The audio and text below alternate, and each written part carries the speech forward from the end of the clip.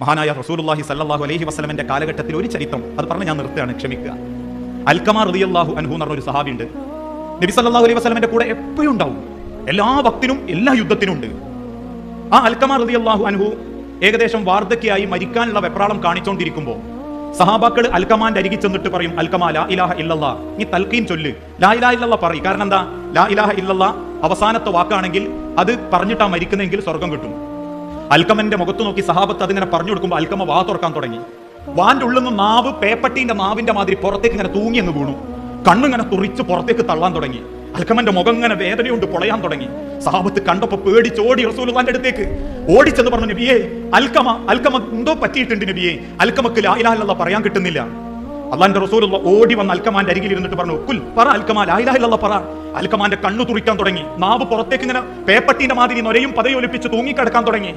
സഹാബത്ത് വേജാറായി വെപ്രാളപ്പെട്ട് നിൽക്കുമ്പോ കണ്ട ഉടനെ റസൂലുള്ളാഹി ചോദിച്ചത് പിന്നൊരു ചോദ്യം, ഒരൊറ്റ ചോദ്യം, അൽക്കമയുടെ മാതാപിതാക്കളിൽ ആരെങ്കിലും അൽക്കമയിൽ നിന്ന് തെറ്റിപ്പോയിട്ടുണ്ടോ?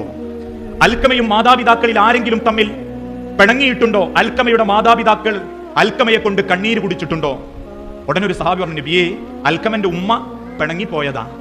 എന്താ കാരണം? അൽക്കമക്ക് വാപ്പ മരിച്ച അന്ന് മുതൽ അൽക്കമാൻ ഉമ്മ പൊന്നോല വളർത്തി കല്യാണം കഴിപ്പിച്ചു. അൽക്കമാക്ക് മക്കളും ഉണ്ടായി. ഒരു ദിവസം ഭക്ഷണം കഴിക്കാൻ ഒരുമിച്ചിരിക്കുന്നതിനിടയിൽ അൽക്കമന്റെ ഉമ്മ ഭക്ഷണം കഴിക്കാൻ ആ മക്കളൊപ്പനെ ഒരുമിച്ചിരിക്കാൻ വേണ്ടി ഇങ്ങനെ കയറി വന്നപ്പം അൽക്കമാന്റെ ഒരു നോട്ടം, നിങ്ങൾക്ക് ശേഷം കഴിഞ്ഞിട്ട് തിന്നാ പോരമ്മ എന്നുള്ളൊരു നോട്ടം. പറഞ്ഞിട്ടില്ല, ഒരു വാക്കുച്ചരിച്ചിട്ടില്ല, എല്ലാവരും തിരിച്ചറിയേണ്ട വാക്കിയത്. ഒരു നോട്ടം നോക്കിയിട്ടേ ഉള്ളൂ, ഇഷ്ടമല്ലാത്തൊരു നോട്ടം. നിങ്ങൾ ഇപ്പൊ തിന്നണം അമ്മ, ഞാളിപ്പോ 4-5 മക്കളും തിന്നല്ലേ, നിങ്ങൾക്ക് ഇതൊക്കെ ഇപ്പൊ ഇഷ്ടാകുമോ, നിങ്ങൾക്ക് ഇതൊക്കെ പറ്റുമോ എന്ന നോട്ടാവാം. ആ നോട്ടം കണ്ട ഉമ്മാക്ക് സഹിച്ചില്ല. ഉമ്മ ആ വീട്ടിൽ നിന്ന് അപ്പം ഇറങ്ങി ഉമ്മ മദീനത്തെ പള്ളിയുടെ ഓരത്ത് അഥവാ അരികത്തിലുള്ള ഒരു ഈ ചെറ്റക്കുടിയിൽ താമസിക്കാൻ തുടങ്ങി. ഉടനെ അല്ലാഹുവിന്റെ റസൂൽ പറഞ്ഞു, ആ ഉമ്മാൻ ആളെ അയച്ചു വരുത്തണം. ഇത് ഞാൻ ഉണ്ടാക്കിയ കഥയല്ലോ, തറഈബു തർഹീബ് എന്ന് പറഞ്ഞ ഹദീസ് ഗ്രന്ഥത്തിലുണ്ട്.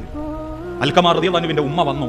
റസൂൽ ചോദിച്ചു, പെണ്ണെ, നിന്റെ മകന് നീ പൊരുത്തപ്പെട്ടു കൊടുക്കൂ, എന്റെ മനസ്സിൽ ആ സങ്കടം മാറ്റി കൊടുക്കുമെങ്കിൽ അതൊന്ന് പൊരുത്തപ്പെട്ടു കൊടുക്കുവോ?